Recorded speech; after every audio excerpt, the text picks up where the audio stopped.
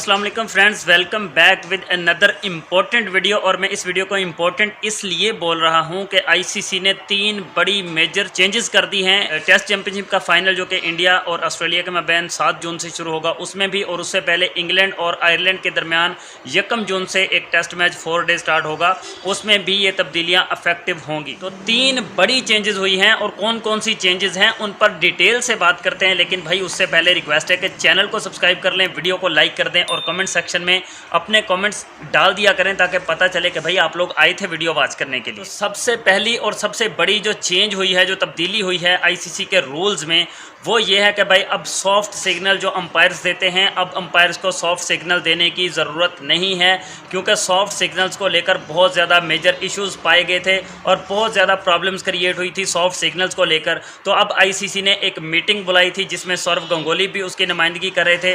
तो उस मीटिंग में ये फाइनल किया गया है कि भाई अब सॉफ्ट सिग्नल की ज़रूरत बिल्कुल भी नहीं पड़ेगी ऑन फील्ड अंपायर्स को, क्योंकि ऑन फील्ड अंपायर्स पहले सॉफ्ट सिग्नल देते थे, उसके बाद थर्ड अंपायर की तरफ रेफ़र कर दिया जाता था, लेकिन अब थर्ड अंपायर को ही रेफ़र किया जाएगा।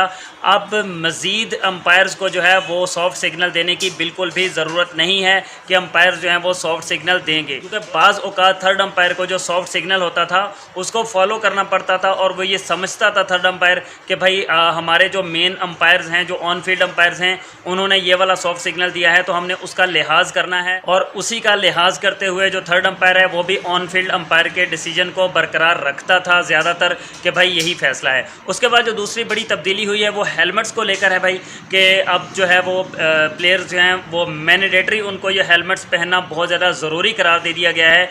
और अब जो फर्स्ट ऑफ ऑल तो जब बैट्समैन जो है वो फास्ट बॉलर्स को फेस कर रहे होंगे तब हेलमेट पहनना उनके लिए इंपॉर्टेंट करार दे दिया गया है, मैंडेटरी करार दे दिया गया है। इसके अलावा जो दूसरी बड़ी चीज़ है वो ये है कि जब विकेट कीपर जो है वो स्टंप्स के करीब खड़ा होगा तब भी वो हेलमेट पहनेगा, चाहे स्पिन बॉलर लगा हुआ हो चाहे फास्ट बॉलर लगा हुआ हो। और तीसरी बड़ी जो मंजूरी जो लाजमी करार दी गई है वो ये है कि जब एक फील्डर जो है बिल्कुल बैटर के करीब खड़ा होगा तो भी उसको हेलमेट पहनना मैंडेटरी होगा, तो भी उसका हेलमेट पहनना बिल्कुल ज़रूरी होगा, उसको हेलमेट लाजमी से पहनना पड़ेगा। और तीसरा बड़ा चेंज जो है वो नो बॉल को लेकर है कि 1 जून से ये भी कानून लागू हो जाएगा। जो तब्दीली कानून में हुई है वो नो बॉल से हवाले से है कि नो बॉल हो जाता है, उसके बाद जो फ्री हिट दी जाती है तो उस फ्री हिट पर अब अगर बैट्समैन क्लीन बोल्ड भी हो जाता है तो भी वो रन्स ले सकता है, तो भी वो रनिंग करके रन्स निकाल सकता है। अगर क्लीन बोल्ड हो जाने के बाद बॉल बाउंड्री लाइन से पार चली जाती है तो भी वो बाउंड्री करार दी जाएगी, रन्स करार दिए जाएंगे।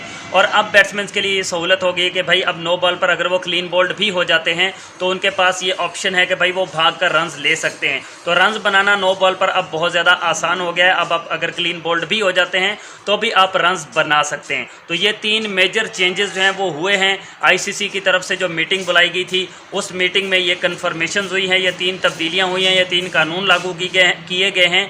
तो इस पर वीडियो बनाना आपके साथ शेयर करना बहुत ज़्यादा ज़रूरी था। तो भाई वीडियो अच्छी लगी हो तो लाइक और सब्सक्राइब की रिक्वेस्ट हमेशा से रहती है, क्योंकि इसी तरह की ब्रेकिंग न्यूज़ आपको इस चैनल पर मिलती रहेंगी।